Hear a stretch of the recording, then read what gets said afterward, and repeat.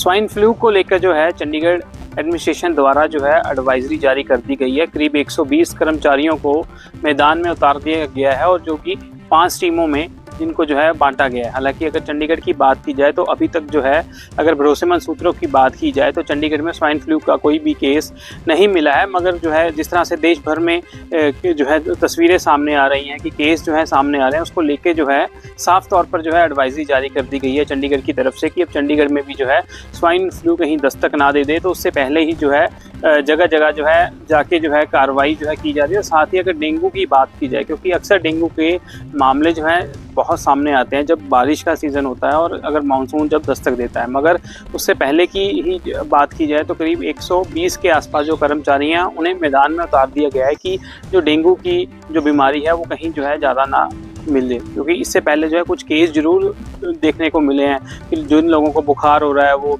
Hospitals में जा रहे हैं और कहीं ना कहीं एक आधा केस जो है डेंगू का भी आया है, मगर इतनी भारी मात्रा में डेंगू के मरीज जो हैं सामने नहीं आ रहे हैं। मगर साफ तौर पे एडवाइजरी हेल्थ डिपार्टमेंट की तरफ से भी जारी कर दी गई है कि अपने घर का जो पानी है, जिस जगह पे पानी खड़ा है उस पानी को जो है साफ़ किया जाए और फर्स्ट जो है सफाई अपने घर में जो है की जाए। इसी को लेके जो है 120 कर्मचारी और जो 5 टीमें हैं वो लोगों के घर पे जाएंगी, घर का विजिट करेंगी, जहां पे पानी अगर कहीं खड़ा हुआ है तो उनका जो है चालान भी किया जाएगा। चंडीगढ़ से कैमरा पर्सन विजय राकेश के साथ एएनबी न्यूज़ के लिए अमित सेठी की रिपोर्ट।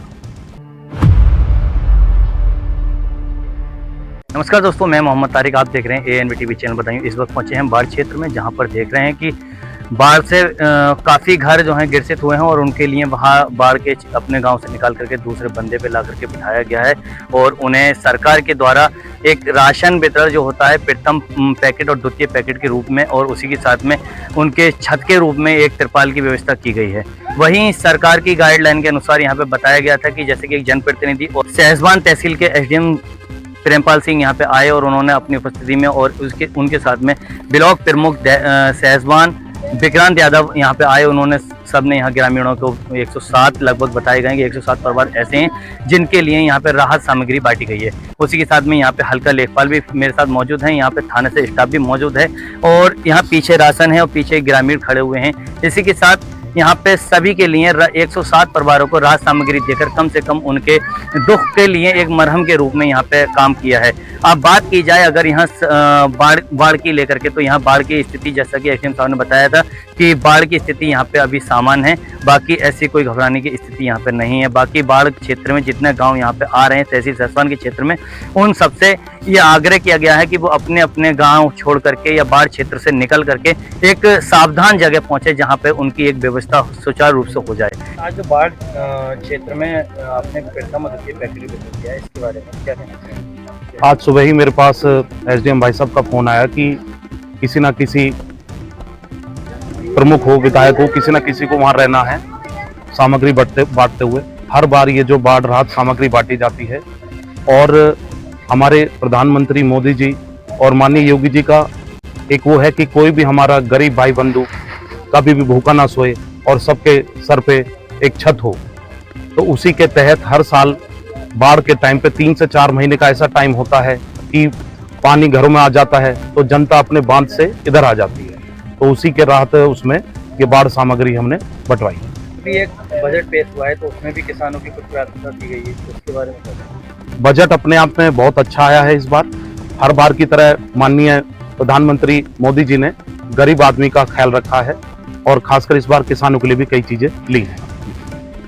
इसी के साथ देखते रहिए पल पल मेरे साथ। मैं Mohammad Tariq, ANB TV channel. Amethi जनपद के जगदीशपुर थाना अंतर्गत मोहम्मदपुर के पास हुई लूट की घटना का आज अमेठी पुलिस ने खुलासा किया है। आपको बता दें कि घटना एसबीआई के फ्रेंचाइजी संचालक से जो है 3,80,000 रुपये लूट लिया गया था और उसको घायल कर दिया गया था, जिसके बाद वहां पर मौके पर घटनास्थल पर आईजी रेंज अयोध्या भी पहुंचे थे और उन्होंने जांच के लिए 5 टीमें भी गठित की थी। जिसके बाद जो है वो जो टीमें थी उनके द्वारा जो है लगातार इस पर नज़र बनाए रखी गई थी और जिसके बाद जो है 3 अभियुक्तों को इसमें गिरफ्तार किया गया था। उनके पास से गाड़ी और लूट के 1,70,000 रुपये बरामद किए थे, जिसका खुलासा आज अमेठी पुलिस अधीक्षक ने पुलिस कार्यालय पर किया है। वहीं उन्होंने बताया कि ये लोग जो है अभियुक्त जो थे, जो लूट की घटना में संलिप्त थे, ये लोग जो है, जो फ्रेंचाइजी संचालक था उसको जान से मारने की नियत से उसके ऊपर हमला भी किए थे, जिसमें वो फिलहाल बच गया था, जिसका इलाज भी हो रहा है। और जो 3,80,000 लूटे थे उसमें से इन लोगों ने पैसा खर्चा कर दिया और 1,70,000 रुपये उसमें से बरामदगी हुई है, जिनको आज जो है पुलिस अभिरक्षा में गिरफ्तार करते हुए जेल भेजा जा रहा है। इसमें एक सर्विस शुक्ला है जो कि ग्राहक सेवा केंद्र SBI की कर्मचारी चलाते हैं, उनको चाकू मार करके उनसे 3,80,000 रुपये की लूट कर ली गई थी। जब इसमें जानकारी की गई तो उनके द्वारा बताया गया था कि हमारे ही मित्र हैं अनिल, जो कि हमें अपनी कार से उठाकर बैंक पे ले गए और बैंक से जब हम पैसा निकाल करके वापस आ रहे थे और अपने ग्राहक सेवा केंद्र वापस पहुँचने वाले थे, तो उससे जस्ट पहले उन्होंने एक अन्य साथी के साथ जो कि कार में बैठा हुआ था, उसने इनका गला कस दिया पीछे से गमछे से और इनके द्वारा जो कि गाड़ी चला रहे थे उसको चाकू से वार दिया और इनको अधमरा समझ के उन लोगों ने गाड़ी के बाहर फेंक दिया और बाकी पैसे लेके चले गए। इस संबंध में आज 3 लोगों की गिरफ्तारी की गई है। इसमें जो कि गाड़ी में बैठा हुआ दूसरा अभियुक्त था जो घटना में डायरेक्ट शामिल था, उसको गिरफ्तार किया गया है और एक शुभम नाम का व्यक्ति गिरफ्तार किया गया है, जिसकी इन्वॉल्वमेंट ये है कि जब घटना करने के बाद ये दोनों लोग फरार हुए थे तो एक नहर के पास अपनी कार लगा के पुलिस कर दिए थे और वहीं से ये शुभम उन लोगों को अपनी मोटरसाइकिल में उठा करके वहाँ से फरार करा है। शुभम रिश्ते में जो मुख्य आरोपी अनिल है उसका भांजा लगता है। आज जब 3 लोग गिरफ्तार किए गए तो उसमें एक व्यक्ति देवराज भी है। देवराज का रोल इसमें ये है कि देवराज की गाड़ी से ही लूटे गए जो हमारे धनराशि बरामद हुई है, लगभग कैश की बात करें, मोबाइल फ़ोन और अन्य जो हमें लूटी और फोन पे थे, जो लूटी गई धनराशि की 1,90,000 के आसपास 50% है, उसको अपनी गाड़ी में छुपा करके उसको जो है निस्तार कर रहा था। तो एक घटना में शामिल मुख्य अभियुक्त, घटना में शामिल मुख्य कार, जिस कार में पैसे छुपाए गए थे वो कार और जिस मोटरसाइकिल से शुभम इन लोगों को घटना यहाँ पे गाड़ी उन्होंने पार की थी घर पे, वहाँ से भगा करके ले गया था, वो मोटरसाइकिल ये बरामद की गई है। साथ ही टोटल लूटी गई धनराशि का 50% हिस्सा बरामद किया गया है। सर अभी भी इसमें जो अनिल है वो एक हमारा उसकी तलाश हमें जारी है, पुलिस की टीमें लगी हुई हैं।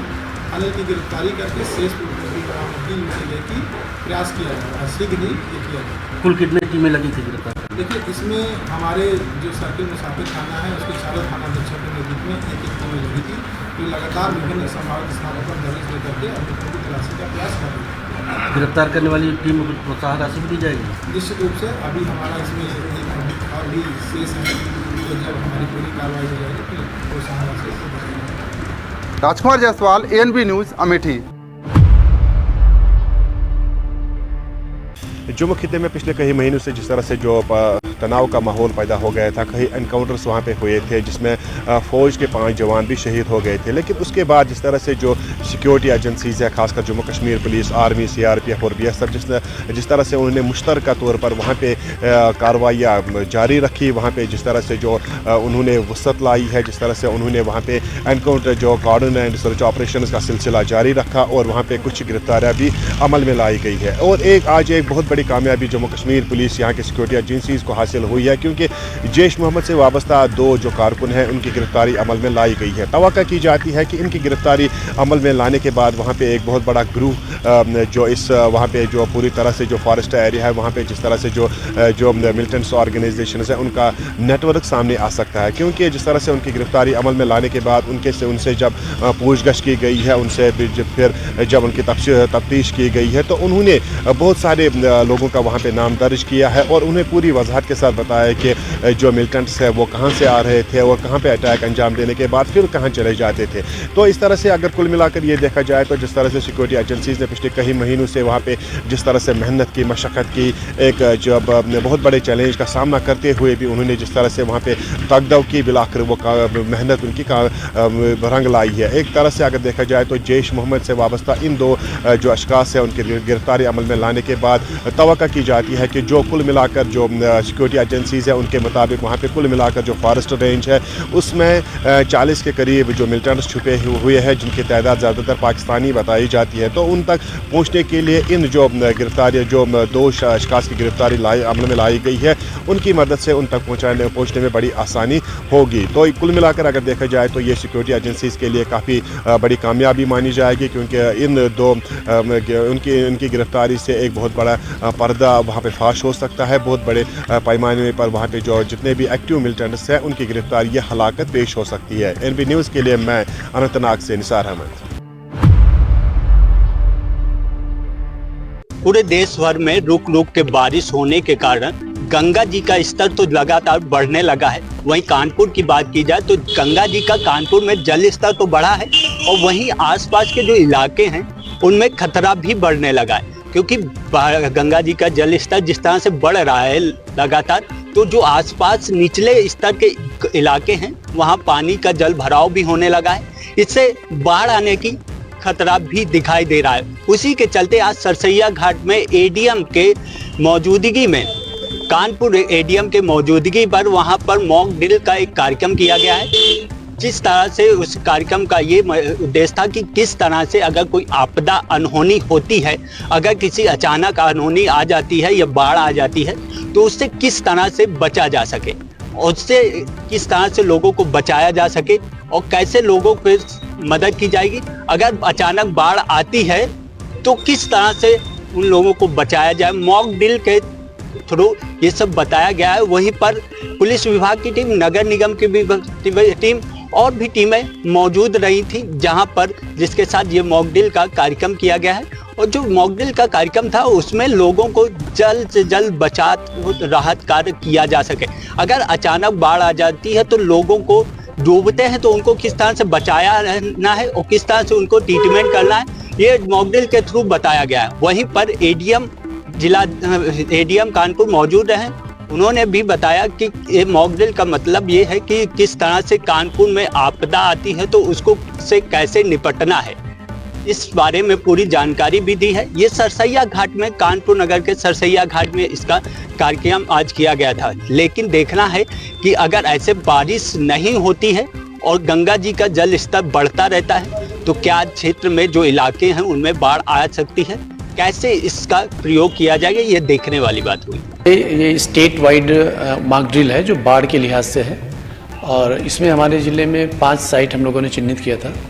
सरसैया घाट पे है, दूसरी जो है हमारा इंडियन ऑयल बॉटलिंग प्लांट जो पनकी में है वहाँ पर एक एक्सरसाइज थी, और तीसरा हमारा शहर क्षेत्र में थी जो हमारा यहाँ पर एक हॉस्पिटल है मैकरावर्डगंज, वो बाढ़ से जो है प्रभावित हुआ है और उसको इवैक्यूएट करके उर्सला में शिफ्ट किया गया है।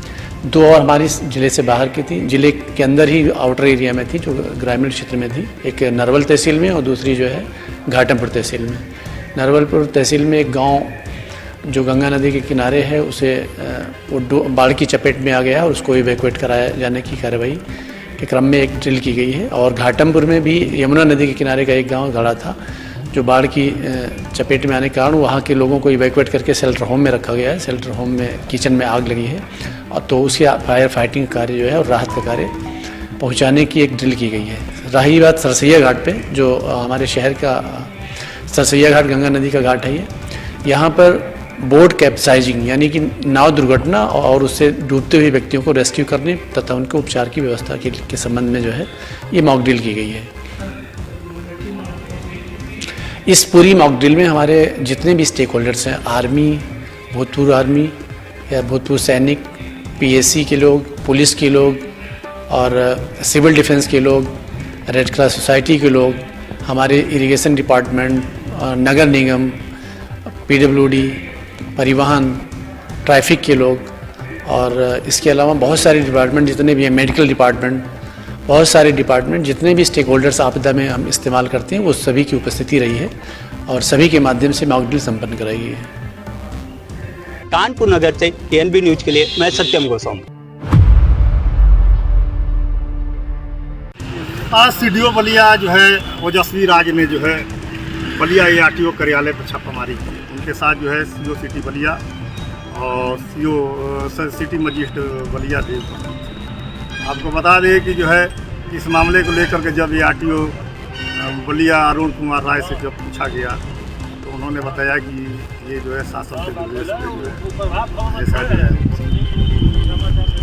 छापामारी जगहों पे भी छापामारी की गई है, लेकिन यहाँ पे ऐसी कोई बात जो है देखने को नहीं मिली। वहीं इस मामले पे ARTO का ये भी कहना है कि जो है जो शासन स्तर पर जो निर्देश दिया गया है उसके तहत।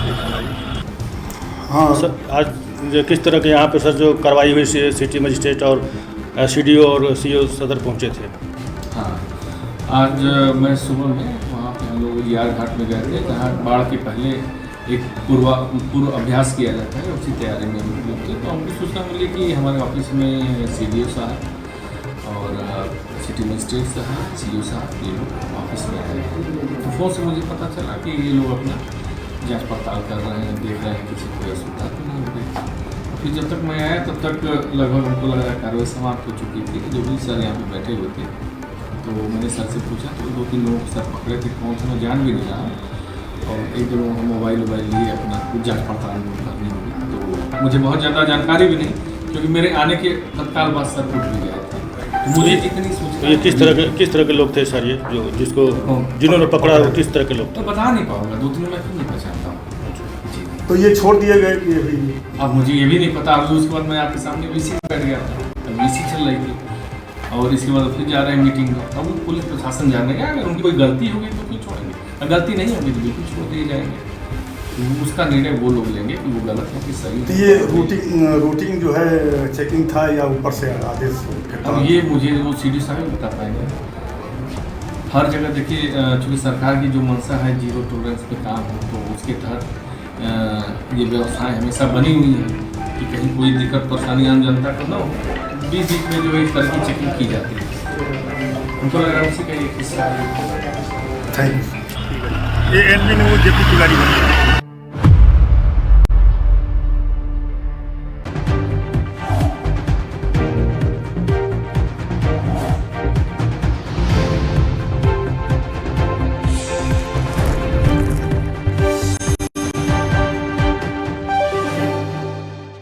माता भूमि पुत्रो अहम पृथिव्यः, अर्थात ये भूमि हमारी माता है और हम सब इसके पुत्र हैं। इसी भाव का अनुकरणीय उदाहरण है एक पेड़ माँ के नाम अभियान।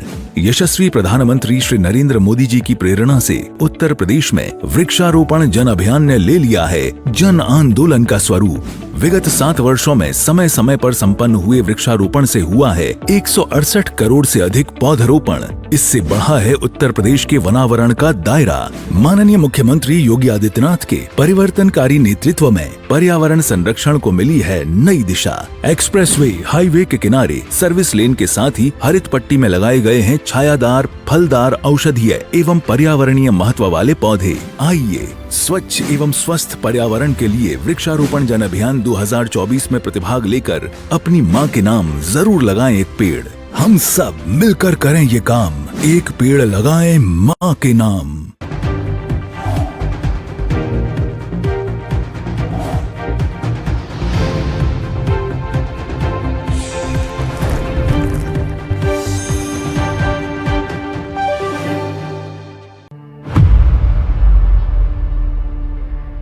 गांजा तस्करों को गिरफ्तार करने में पुलिस को मिली बड़ी सफलता। 9 अभियुक्त हुए गिरफ्तार। दरअसल मामला सीतापुर के तालगांव थाना क्षेत्र के कसरैला का है, जहां पर पुलिस चेकिंग कर रही थी। 2 गाड़ियां संदिग्ध दिखाई पड़ी, इसमें एक क्रेटा गाड़ी और एक इटियोस गाड़ी, जिनको रोकने की कोशिश की मगर वो गाड़ी वहां नहीं रुकी। कोतवाली देहात क्षेत्र के आनंदी देवी स्कूल के निकट वो पुलिसकर्मी गाड़ियों को रुकवा पाए, जिनमें 9 अभियुक्त सवार थे और 1 कुंटल 4 किलो 847 ग्राम उसमें गांजा बरामद हुआ, जिसकी अंतर्राष्ट्रीय कीमत लगभग 30 लाख रुपया बताई जा रही है। वहीं बता दें, पुलिस के पूछताछ के दौरान अभियुक्तों ने सकरा है कि ये विभिन्न स्थानों पर गांजा हम लोग सप्लाई करते थे। आज पुलिस ने उन लोगों को गिरफ्तार कर न्यायालय भेजने की कार्रवाई की है। कैमरा पर्सन कौशिक के साथ अनूप पांडे, NB न्यूज़ सीतापुर। थाना कोतवाली देहात तथा SOG की टीम के द्वारा आज एक गांजा तस्करी के गिरोह को गिरफ्तार किया गया है। इस गिरोह के कुल 9 सदस्य गिरफ्तार किए गए हैं, जिनमें से कुछ थाना कोतवाली नगर सीतापुर के रहने वाले हैं, एक लखीमपुर खीरी का रहने वाला है और एक जनपद लखनऊ का रहने वाला है। पुलिस के द्वारा इनके पास से 1 क्विंटल 4 किलो 847 ग्राम अवैध गांजा बरामद किया गया है।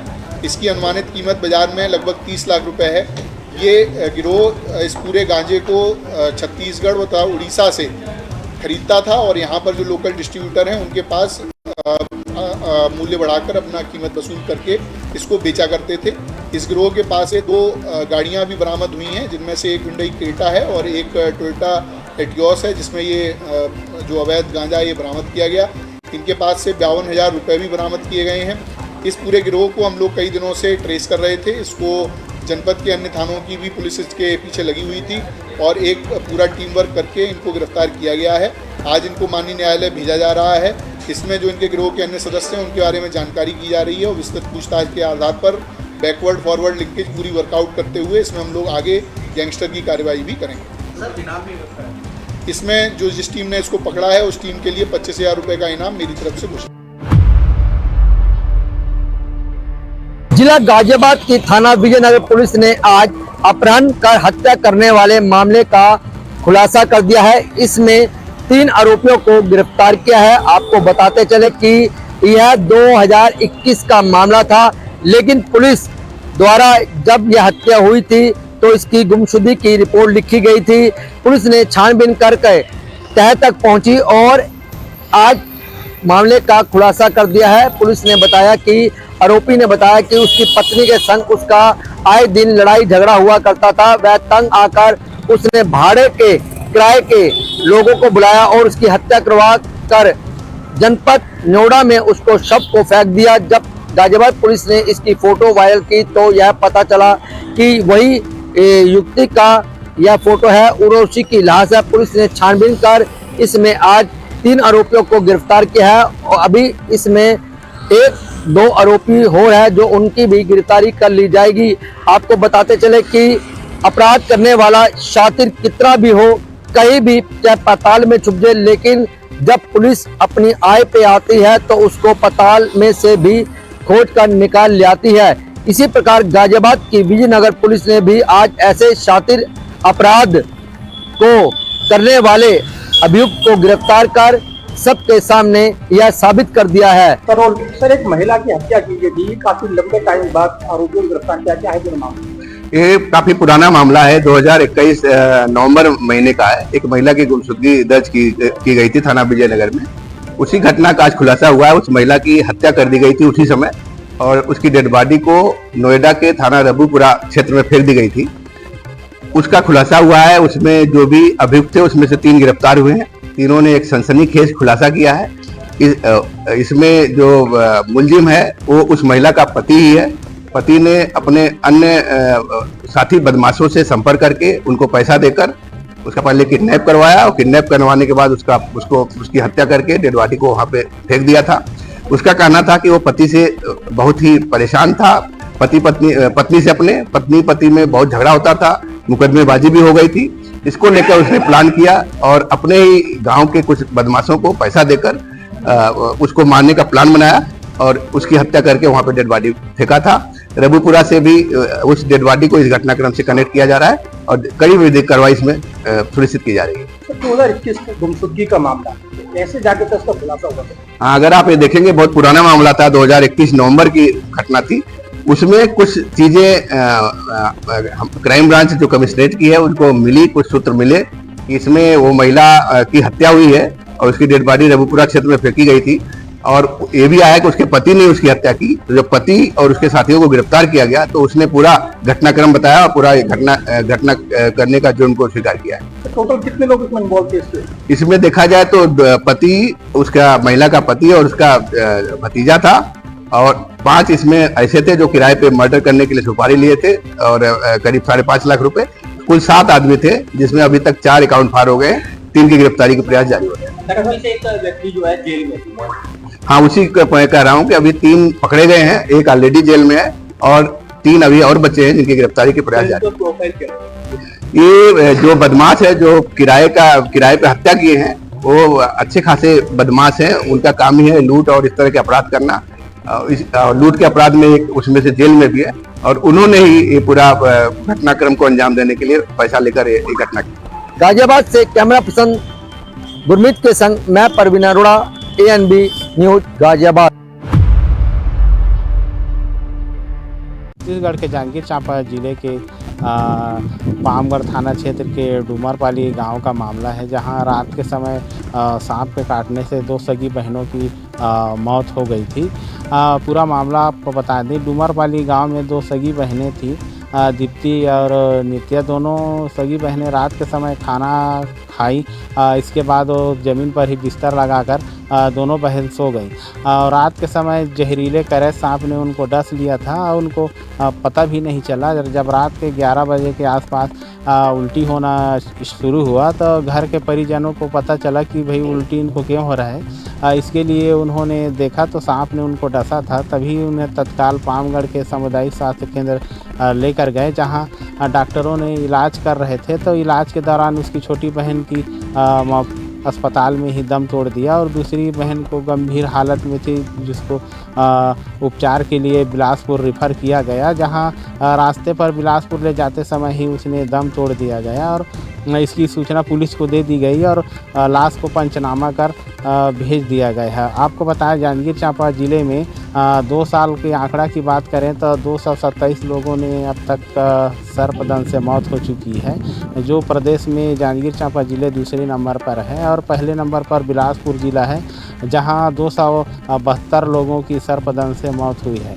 आपको बता दें, मानसून आते ही जैसे ही लोगों को तो मानसून से राहत मिलती है, लेकिन जहरीले सांप बिच्छू ज़मीन पर रेंगने लगते हैं और घरों में घुस जाते हैं, जिससे आए दिन सांप बिच्छू काटने के मामले लगातार बढ़ रहे हैं। आपको बता दें, 2 सप्ताह के अंदर ज़िले में 8 लोगों की मौत हुई है, जिसमें 2 महिलाएं और 3 बच्चे शामिल हैं। कुछ दिन पहले मां और बेटे दोनों की बोरसी गांव में मौत हुई थी और दोनों का इलाज बिलासपुर में चल रहा था। आपको बता दें, मैंने डॉक्टरों से खास बातचीत की है तो उन्होंने डॉक्टरों ने बताया रात के समय में जो सर्पदंश के जो मामले अभी आ रहे हैं, इसमें जहरीले करैत सांप जो काट रहा है